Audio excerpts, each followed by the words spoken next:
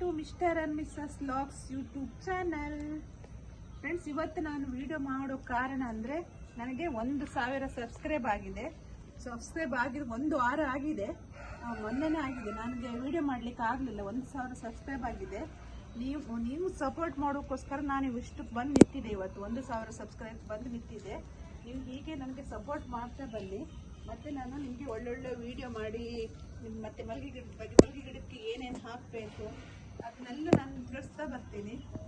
Video ಮಾಡ್ತಾ ಬರ್ತೀನಿ, video ಮಾಡಿ ಅಪ್ಲೋಡ್ ಮಾಡ್ತೀನಿ. ಮತ್ತು ಹೀಗೆ ನಿಮ್ಮ ಸಪೋರ್ಟ್ ಇರಬೇಕು ನನಗೆ. ನೀವು ಸಪೋರ್ಟ್ ಮಾಡಿದ್ರೆ ಮಾತ್ರ ನನಗೆ ಮುಂದೆ ಬರಲಿಕ್ಕೆ ಸಾಧ್ಯ. ನೀವು ಸಪೋರ್ಟ್ ಮಾಡ್ತಾಯಿದ್ರೆ ನಮ್ಗೆ ಒಳ್ಳೊಳ್ಳೆ ವಿಡಿಯೋ ಬಿಡೋಕ್ಕೂ ತುಂಬ ಖುಷಿ ಆಗುತ್ತೆ. ಹಾಗೆ ನಿಮ್ಮಿಂದ ಇಷ್ಟು ತನಕ ಬಂದು ಮುಟ್ಟಿದ್ದೇನೆ ನಾನು. ಹೀಗೆ ಸಪೋರ್ಟ್ ಮಾಡಿ, ನಿಮ್ಮಂಥರ ಸಪೋರ್ಟ್ ಬೇಕಿರಬೇಕು ನನಗೆ. ಮತ್ತು ಇವತ್ತು ನಾನು ಮಲ್ಲಿಗೆ ಗಿಡ ಅಂದರೆ ನಿನ್ನೆ ತುಂಬ ಮಳೆ ಬಂದು, ನಿನ್ನೆ ನಮ್ಮ ಊರಲ್ಲಿ ಬಂದಿದ್ದೆ ಫಸ್ಟ್ ಮಳೆ. ಇದು ಮಾರ್ಚ್ ಎಂಡ್. ಹೋದ ವರ್ಷ ಏಪ್ರಿಲಿಗೆ ಮಳೆ ಬಂದಿತ್ತು. ಈ ವರ್ಷ ನನಗೆ ಹೋದ ವರ್ಷನೂ ಮೊಗ್ಗು ನಾನು ಗಿಡ ಸರಿ ಮಾಡೋಷ್ಟರಲ್ಲಿ ಗಿಡ ಚೆನ್ನಾಗಿ ಬಂದು ಮೊಗ್ಗಾಗುವಾಗಲೇ ತುಂಬ ಮಳೆ ಬಂದು ಮಳೆಗಾಲನೂ ಸ್ಟಾರ್ಟ್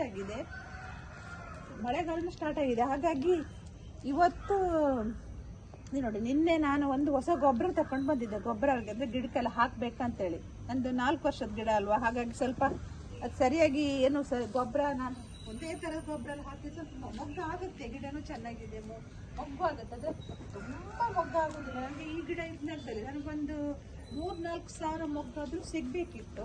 ಅಷ್ಟು ಸಿಗ್ತಾ ಇಲ್ಲ ನನಗೆ. ಹಿಂದಿನ ವರ್ಷ ಸಿಗಲಿಲ್ಲಲ್ಲ, ಅದಕ್ಕಿಂತ ಮತ್ತು 2 ವರ್ಷದ ಹಿಂದೆ ತುಂಬ ಮೊಗ್ಗು ಸಿಕ್ಕಿತ್ತು. ನನಗೆ ಒಳ್ಳೆ ರೇಟು ಸಿಕ್ಕಿತ್ತು. ಈ ವರ್ಷ ನನಗೆ ಹೋದ ವರ್ಷನೂ ಇಲ್ಲ, ಗಿಡ ಹಾಳಾಗಿದೆ ಅಂತೇಳಿ. ಈ ವರ್ಷನೂ ಗಿಡ ಹಾಳಾಗಿ ಅದು ಬೇಗ ಸರಿ ಮಾಡಿಕೊಂಡೆ. ಆದರೆ ಮೊಗ್ಗು ಸ್ವಲ್ಪ ಕಮ್ಮಿನೇ ಸಿಕ್ತಿತ್ತು. ಆ ಗಿಡ ನೋಡ್ಲಿಕ್ಕೆ ತುಂಬ ಚೆನ್ನಾಗಿದೆ ನೋಡಿ ಫ್ರೆಂಡ್ಸ್.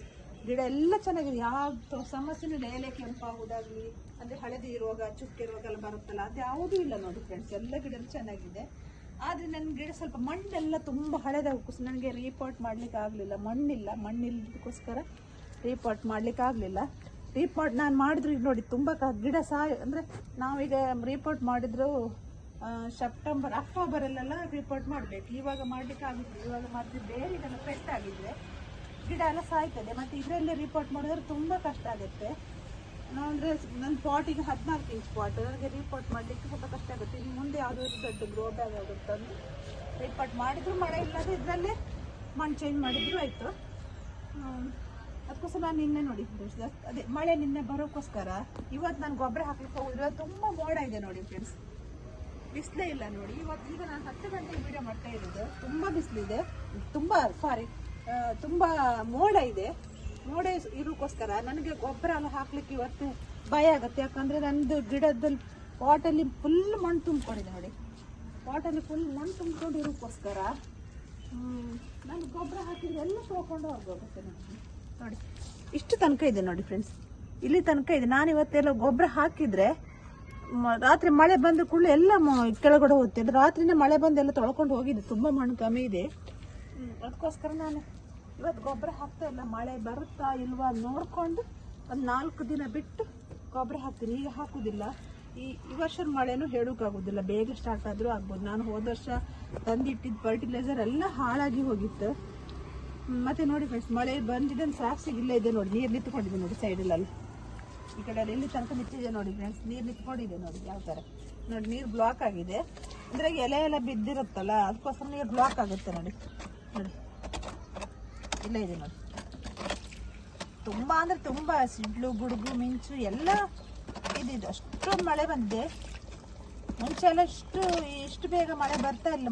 ಮಳೆಗಾಲ ಎಂಡ್ ಆಗುವಾಗಲೇ ಲೇಟ್ ಆಗಿತ್ತು. ಮತ್ತೆ ಪುನಃ ಮಳೆ ಸ್ಟಾರ್ಟ್ ಆದರೆ ನಾವು ಮಲ್ಲಿಗೆ ಗಿಡದಲ್ಲಿ ಮೊಗ್ಗಾಗೋ ಟೈಮಲ್ಲಿ ಈ ಥರ ಮಳೆ ಬಂದರೆ ತುಂಬಾ ಕಷ್ಟ ಫ್ರೆಂಡ್ಸ್. ಈ ಥರ ಮಳೆ ಬಂದರೆ ನಮ್ಗೆ ಮಲ್ಲಿಗೆ ಗಿಡ ಮಾಡೋರಿಗಂತೂ, ನಮಗೆ ಏಪ್ರಿಲ್ ಮೇ ಅಂದರೆ ಫೆಬ್ರವರಿಯಿಂದ ಸ್ಟಾರ್ಟ್ ಮೊಗ್ಗಾಗಲಿಕ್ಕೆ. ಆ ಟೈಮಲ್ಲಿ ಈ ಮಾರ್ಚ್ ಎಂಡಲ್ಲೇ ಮೊಗ್ಗು ಆಗುತ್ತೆ ಅನ್ನೋಷ್ಟರೊಳಗೆ ಮಳೆ ಬಂದರೆ, ಇಷ್ಟೊಂದು ಮಳೆ ಬಂದರೆ, ಸ್ವಲ್ಪ ಮಳೆ ಬಂದರೆ ನಡೆಯುತ್ತೆ.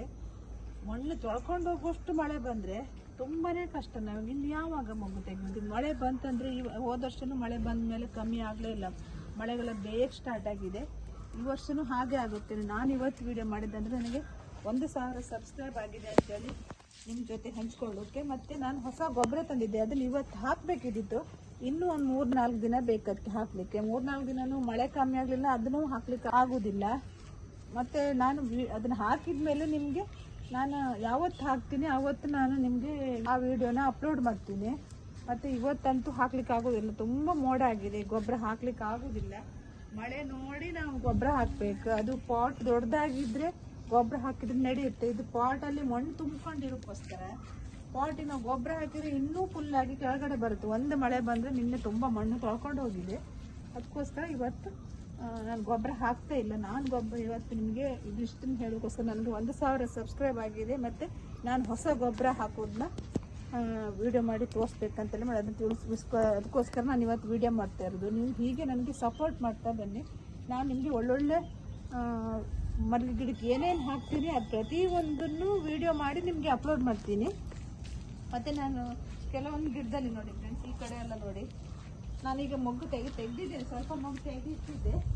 ಮತ್ತು ಇದೆ ನೋಡಿ, ಇಲ್ಲಿ ಒಂದು ಗಿಡ ಇದೆ ನೋಡಿ, ಇದರಲ್ಲಿ ನೋಡಿ, ಇದು ಚಿಕ್ಕ ಪಾಟ್ ಇದೆ. ಇದು ಗಿಡಕ್ಕೇನು ಹೆಚ್ಚು ವರ್ಷ ಆಗಿ ಗಿಡ ಅಲ್ಲ. ನಾನು ಎಷ್ಟು ವರ್ಷದ ಗಿಡ ಅಂತ ನನಗೆ ಗೊತ್ತಿಲ್ಲ, ಒಂದು 5-6 ತಿಂಗಳ ಗಿಡ ಅಂತೂ ಗೊತ್ತಿಲ್ಲ, 1 ವರ್ಷದ ಅಂತೇಳಿ ಗೊತ್ತಿಲ್ಲ.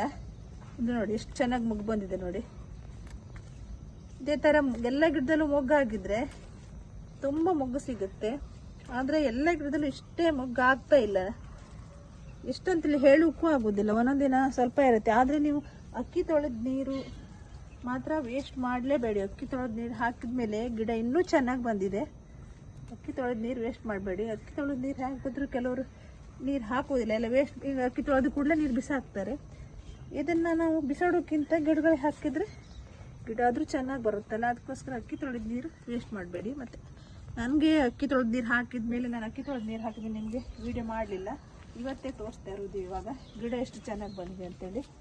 ಮತ್ತು ನೋಡಿ ಫ್ರೆಂಡ್ಸ್, ನಾನು ಅವತ್ತು ಹೇಳಿದ್ನಲ್ಲ, ಈಗ ನಾನು ಮಲ್ಲಿಗೆ ಗಿಡಕ್ಕೆ ರಿಪೋರ್ಟ್ ಮಾಡಲಿಕ್ಕೆ ಆಗೋದಿಲ್ಲ ಅಂಥೇಳಿ, ಅದನ್ನೆಲ್ಲ ಇದೆಲ್ಲ ರಿಪೋರ್ಟ್ ಅಂದರೆ ನಂದು ಇದು ಗ್ರೋ ಬ್ಯಾಗ್ ಇದೆಯಲ್ಲ, ಗ್ರೋ ಬ್ಯಾಗು ಎಲ್ಲ ಅವತ್ತು ಹೇಳಿದ್ನಲ್ಲ ಹರಿದು ಹೋಗಿತ್ತು ಒಂದೇಳಿ ಹೇಳಿದ್ನಲ್ಲ, ಅದು ಹರಿದು ಹೋಗೋಕ್ಕೋಸ್ಕರ ನೀರು ಹಾಕಿದ್ದೆಲ್ಲ ನೀರು ಹಾಕ್ಲಿಕ್ಕೂ ಆಗೋದಿಲ್ಲ, ಮಣ್ಣು ಮಿಕ್ಸ್ ಮಣ್ಣು ಸಡ್ಲ್ ಮಾಡಲಿಕ್ಕೂ ಆಗೋದಿಲ್ಲ ಇತ್ತು. ಅದಕ್ಕೋಸ್ಕರ ನಾನು ಒಂದು ಗ್ರೋ ಬ್ಯಾಗಿಂದ ಈ ಹರಿದೋಗಿದ್ದ ಗ್ರೋ ಬ್ಯಾಗಿಂದ ತೆಗೆದು ಮತ್ತೊಂದು ಹೊಸ ಗ್ರೋ ಬ್ಯಾಗಿಗೆ ಹಾಕಿದ್ದೆ. ಆವತ್ತೇನಾಯ್ತು, ಒಂದೊಂದು ಗ್ರೋ ಬ್ಯಾಗಿಂದ ಎತ್ತಲಿಕ್ಕೆ ಆಗೋದಿಲ್ಲ ಇತ್ತು. ಅದೇನಾಗಿತ್ತು, ಬೇರೆಲ್ಲ ಕಟ್ಟಾಗಿ ಹೋಗಿತ್ತು. ಅದಕ್ಕೋಸ್ಕರ ಗಿಡ ಎಲ್ಲ ನೋಡಿ ಹಾಳಾಗಿದೆ ನೋಡಿ. ಇಲ್ಲಿದೆ ನೋಡಿ, ಎಲ್ಲ ಈ ಗಿಡ ಎಲ್ಲ ನೋಡಿ, ಇಲ್ಲೆಲ್ಲ ನೋಡಿ, ಇದೆಲ್ಲ ಎಷ್ಟು ಖುಷಿಯಾಗಿದ್ದು ಗಿಡ, ಇದು ಗ್ರೋ ಬ್ಯಾಗಲ್ಲಿದ್ದು ಗಿಡ ಎಲ್ಲ ಹಾಳಾಗಿದೆ ನೋಡಿ. ಇದೆಲ್ಲ ಎಷ್ಟು ಇವಾಗ ಸ್ವಲ್ಪ ಮೊಗ್ಗು ಆಗ್ತಾ ಇತ್ತು. ಅದಕ್ಕೋಸ್ಕರ ನನಗೆ ಅಂದರೆ ಗಿಡದ್ದು ರಿಪೋರ್ಟ್ ಮಾಡಲಿಕ್ಕೆ ಈ ಟೈಮಲ್ಲೆಲ್ಲ ರಿಪೋರ್ಟ್ ಮಾಡಲಿಕ್ಕೆ ಕಷ್ಟ ಆಗುತ್ತೆ. ಈ ವರ್ಷ ಅಂತೂ ಆಗೋದಿಲ್ಲ ಅನಿಸುತ್ತೆ, ನೆಕ್ಸ್ಟ್ ವರ್ಷದಲ್ಲಿ ಮಾಡ್ಬೋದು. ಅಂದರೆ ಮಣ್ಣಿದ್ರೆ ಮಾಡ್ಬೋದು, ಮಣ್ಣು ಇಲ್ಲ, ಅದಕ್ಕೋಸ್ಕರ ರಿಪೋರ್ಟ್ ಮಾಡಲಿಲ್ಲ. ಮತ್ತೆ ರಿಪೋರ್ಟ್ ಮಾಡಿದ್ರೆ ಇನ್ನೂ ಸ್ವಲ್ಪ ದೊಡ್ಡ ಗ್ರೋ ಬ್ಯಾಗೆ ತಂದು ರಿಪೋರ್ಟ್ ಮಾಡಬೇಕು. ಇದರಲ್ಲಿ ಆಗೋದಿಲ್ಲ. ಮಣ್ಣು ನಾವು ದಿನ ಅಂದರೆ ವಾರಕ್ಕೊಂದ್ಸಲ, ತಿಂಗಳಿಗೊಂದ್ಸಲ, 15 ದಿನಕ್ಕೊಂದ್ಸಲ ಏನಾದರೂ ಹಾಕ್ತಾ ಇರುತ್ತೆ, ಅವಾಗ ಮಣ್ಣು ಮೇಲ್ಗಡೆ ಬರ್ತಾ ಇರುತ್ತೆ. ಮಳೆಗಾಲದಲ್ಲಂತೂ ಮಣ್ಣು ಎಲ್ಲ ತೊಳ್ಕೊಂಡು ಹೋಗುತ್ತೆ. ಅದಕ್ಕೋಸ್ಕರ ಸ್ವಲ್ಪ ದೊಡ್ಡ ಗ್ರೋ ಬ್ಯಾಗಿಗೆ ಹಾಕಿದರೆ ಗಿಡನೂ ಚೆನ್ನಾಗಿ ಬರುತ್ತೆ, ಮತ್ತು ಗಿಡನೂ ಬುಷಿಯಾಗಿ ಬರುತ್ತೆ. ಗಿಡದಲ್ಲಿ ಮೊಗ್ಗು ಸಹ, ಗಿಡ ದೊಡ್ಡದಾದಷ್ಟಕ್ಕೂ ಚಿಗುರು ಜಾಸ್ತಿಯಾಗಿ ಮೊಗ್ಗು ಜಾಸ್ತಿ ಆಗುತ್ತೆ. ಅದು ಇದು ಪಾಟ್ ತುಂಬ ಇದರಲ್ಲಿ ನೋಡಿ, ಇದು ಬಕೆಟ್ ನೋಡಿ, ಪ್ಲಾಸ್ಟಿಕ್ ಬಕೆಟ್, ಇದರಲ್ಲಿ ಯಾವಾಗಲೂ ನೋಡಿದ್ರು 4-5 ಮೊಗ್ಗಾಗುತ್ತೆ ಅಷ್ಟೇ. ಗಿಡ ನೋಡ್ಲಿಕ್ಕೆ ಸ್ವಲ್ಪ ಚೆನ್ನಾಗಿದೆ ನೋಡಿ, ಮೊಗ್ಗು ಮಾತ್ರ ಫುಲ್ ಕಮ್ಮಿ. ಇದರಲ್ಲಿ ಚಿಗುರುತ್ತೆ, ಆದರೆ ಮೊಗ್ಗು ತುಂಬ ಕಮ್ಮಿ ಆಗುತ್ತೆ. ಇದರಲ್ಲೆಲ್ಲ ಮೊಗ್ಗು ತುಂಬ. ಇದು ಬಕೆಟಲ್ಲೇ ಹಾಕಿದ್ದು, ಇದು ಮೊಗ್ಗು ಬರುತ್ತೆ, ಪರವಾಗಿಲ್ಲ ಇದು. ಮತ್ತೆಲ್ಲ ಮೊಗ್ಗು ಹಾಗೆ. ಆದರೆ ಮಲ್ಲಿಗೆ ಗಿಡದಲ್ಲಿ ಈಗ ನಾವು ಆಗಿದ್ರು 1 ವಾರ ಅಷ್ಟೇ ಮೊಗ್ಗಾಗೋದು, ಜಾಸ್ತಿ ದಿನ ಇರುವುದಿಲ್ಲ. ಒಂದು ಸ್ವಲ್ಪ ಮೊಗ್ಗಾಗುತ್ತೆ, ಆಮೇಲೆ ಕಮ್ಮಿ ಆಗುತ್ತೆ. ಗಿಡ ಮಾತ್ರ ಗಿಡದ ಸಮಸ್ಯೆ ಏನೂ ಇಲ್ಲ ಇವಾಗ. ಹುಳ ಇಲ್ಲ, ಮತ್ತು ಒಂದು ಲೈಟಾಗಿ ಒಂದೊಂದು ಹುಳ ಇದ್ದಿತ್ತು. ಅವತ್ತು ನಾನು ನಿಮ್ಗೆ ತೋರಿಸಿದ್ದೆ, ಅದು ಅಲ್ಲಿಗೆ ತೆಗೆದ್ರೆ ಆಯಿತು. ಇಲ್ಲಾಂದರೆ ಎಲೆ ಬಿಡಿಸಿ ಅಲ್ಲಿ ಮಧ್ಯದಲ್ಲಿ ಹುಳ ಇದೆ ನೋಡಿ ಅದನ್ನು ತೆಗೆದು ಅಲ್ಲೇ ಕಟ್ ಮಾಡಿ ಹಾಕಿದರೆ ಮತ್ತೆ ಹುಳದ ಸಮಸ್ಯೆ ಅಷ್ಟು ಬರೋದಿಲ್ಲ. ಈ ವರ್ಷ ಅಂತಲೂ ಹುಳದ್ದು ಔಷಧಿ ಸ್ಪ್ರೇ ಮಾಡಿಲ್ಲ. ಒಂದ್ಸಲ ಹೋದ ವರ್ಷದ ಹಳೆ ಔಷಧಿ ಇದ್ದಿತ್ತು, ಅದನ್ನು ಸ್ಪ್ರೇ ಮಾಡಿದೆ, ಸ್ವಲ್ಪ ಹೋಗಿತ್ತು, ಮತ್ತು ಆಮೇಲೆ ಬಂತು, ಹೋಯ್ತು, ಅದು ಹೋಯ್ತು. ಗಿಡ ಎಲ್ಲ ಒಂಥರ ಒಣಗಿ ಸತ್ತೋಯ್ತಲ್ಲ, ಆವಾಗ ಮತ್ತೆ ಪುನಃ ಚಿಗುರು ಬಂದಮೇಲೆ ಅಷ್ಟೊಂದು ಹುಳ ಇಲ್ಲ. ಇನ್ನು ಮುಂದೆ ನೋಡಬೇಕು, ಬರಲಿಲ್ಲ ಇಷ್ಟೊಳಗೆ. ಮುಂದೆ ಬಂದರೆ ಅದಕ್ಕಿಂತ ಮತ್ತೆ ಹೊಸ ಔಷಧಿ ಏನಾದರೂ ತಂದು ಸ್ಪ್ರೇ ಮಾಡಿದರೆ ಆಯಿತು. ಹಾಗೆ ನೋಡಿದ್ರಿ ಫ್ರೆಂಡ್ಸ್, ಇವತ್ತಿನ ವಿಡಿಯೋ ಇಷ್ಟ ಆದರೆ ಲೈಕ್ ಮಾಡಿ, ಶೇರ್ ಮಾಡಿ, ಕಮೆಂಟ್ ಮಾಡಿ, ಸಬ್ಸ್ಕ್ರೈಬ್ ಮಾಡಿ. Bye friends.